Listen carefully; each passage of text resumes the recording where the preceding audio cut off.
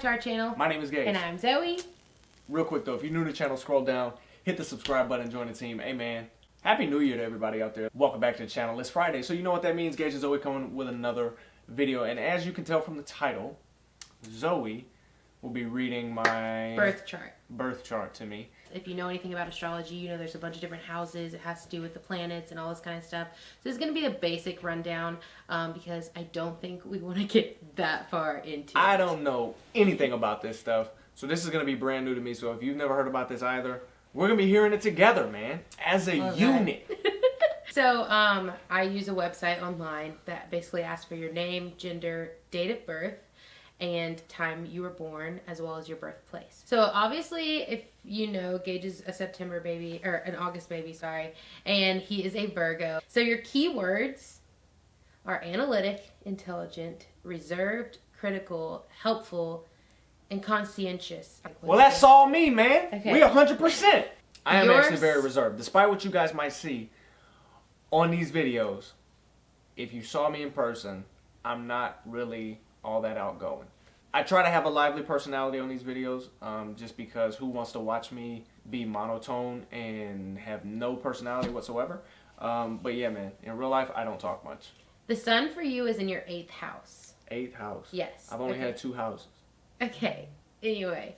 Okay, so basically it says you have a great urge to go farther and deeper into life every step of the way. So you want to experience more. Your desires are powerful and intense. It's hard for you to find satisfaction in common experiences, and you have a magnetic power if you choose to use it wisely. You're fascinated with what lies under the surface, and at some point, self-improvement is a huge interest in your life. That's every day, man. Yeah. I try to improve myself every day. Your emotions and your will are at peace with one another, suggesting a rather balanced personality. Your relaxed, easygoing disposition puts others at ease, and you may not be prepared for conflict, and you often avoid rocking the boat. Well, yeah. I'm kind of skipping around. I'm not going to read all of the paragraphs of information. Of course, man. We don't want to take up all y'all's time. We appreciate your time, though. Thanks for watching. This says that you are usually good-hearted, you possess strong morals, and you have much faith in life and people. I believe I have good morals. I'll be honest with you, I don't have a whole lot of faith in people. It's funny because it says you look at the bright side. It says looking at the bright side is your forte. People can turn to you for a pleasing dose of faith and optimism. And I don't think that people can turn to me for a dose of realism. Yeah. I'm going to tell you how I see it. Not, I don't like sugarcoating things just for the sake of making people comfortable. Right. That's not what I do. That's not, and you got to keep in mind too, that's not my job. Like I'm a trainer. I train people. I'm a strength coach. I work with athletes and people. Like I'm in a position to help people become their better selves, regardless of what their goals are. And for me in my job, like there's a certain amount of optimism that I have to keep within my job, to keep people motivated and to keep people coming back. But at a certain point, you have to be direct with people and you have to tell people what it is. You got to tell people what they need to hear, not what they want to hear. Everybody always wants to hear, great job, you're doing great, this and that and the third. And yeah, that's good and it has its place. But at some point, you have to be real with people. You have to tell people what they need to hear. And that's relevant to me for my job. And it's relevant to me with my friends, family, and anybody else. I got to tell people. So sometimes people can see me as a bit of a pessimist. I don't think I'm pessimistic because I'm not constantly trying to, find or shine a negative light on life and on situations. It's just, you tell it like it is. I explain things the way I perceive them. Mm-hmm. And sometimes people don't like that. I don't think it's necessarily negative, though. Yeah, I get you. It says, at times you can be intensely dissatisfied with your personal accomplishments and expression of self. You put a lot of pressure on yourself regarding your own endeavors, and you can be quite dissatisfied with your creative self-expressions. And you want to hide your expressions from others until you feel the output is right. This could largely be due to a perceived inability to express or reveal your true personality to others. It says you might struggle, or you do struggle with a deep need to control yourself and life itself. It also says that you're sensitive to criticism, which I think I would disagree with, and you feel the need to redo yourself often, which I don't know. I don't know. I wouldn't say that I'm sensitive to criticism. I am aware. So do you think when people criticize me? Because I do, like, you know, if. But do you agree with the beginning of that? Like, do you sometimes actually people think the word sensitive has a negative connotation. I think sensitive in this case means. I would actually agree with that though, because to me the way I hear that is like you're aware. You are sensitive. Okay, yeah. I get what you mean. Do you think you put a lot of pressure on yourself, and like you're dissatisfied with your self-expression because I wouldn't say you don't reveal? I wouldn't say dissatisfied with self-expression, but I do agree with, in terms of like creative self-expression, I do feel a sense or a need to.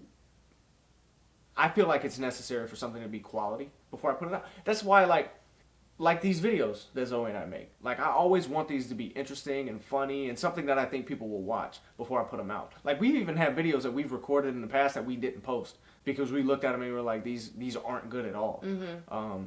So I wouldn't say that I'm like dissatisfied with how I express my creativity, but I am conscious of when I do something that I don't feel is quality or something that I feel like people, if I'm going to share things with you guys, I want you to enjoy it. You know what I mean? Mm-hmm. So I'm obviously not going to put something out there that I myself don't enjoy. So there we go.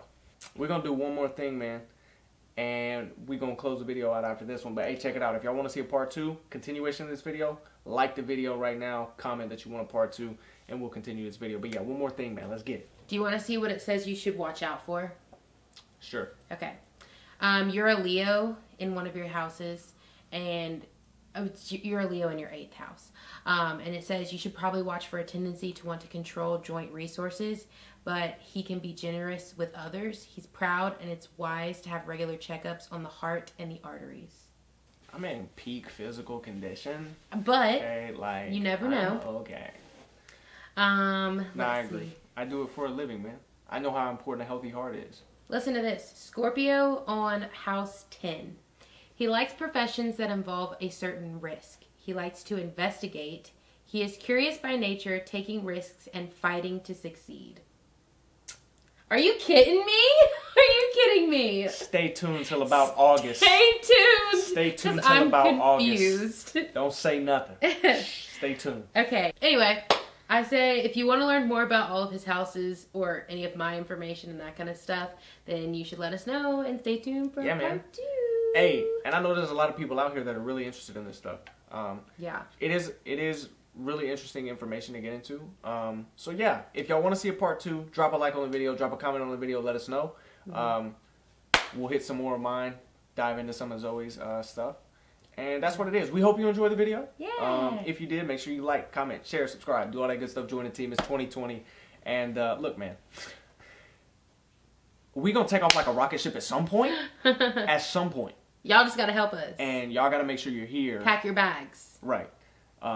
Get your ticket. Don't forget to click the description box down below and follow us on all of our social media. You definitely gotta do that. Holly and I have a podcast now, so if you are interested, Zoe's got a podcast. Go ahead, listen on Spotify, Apple iTunes, or you can go to hollylolly.com/podcast.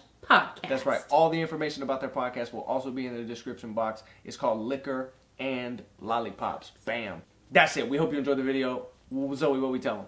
We will see you next Friday. We will see you next Friday, and that's a promise because it's 2020 and we keep our promises.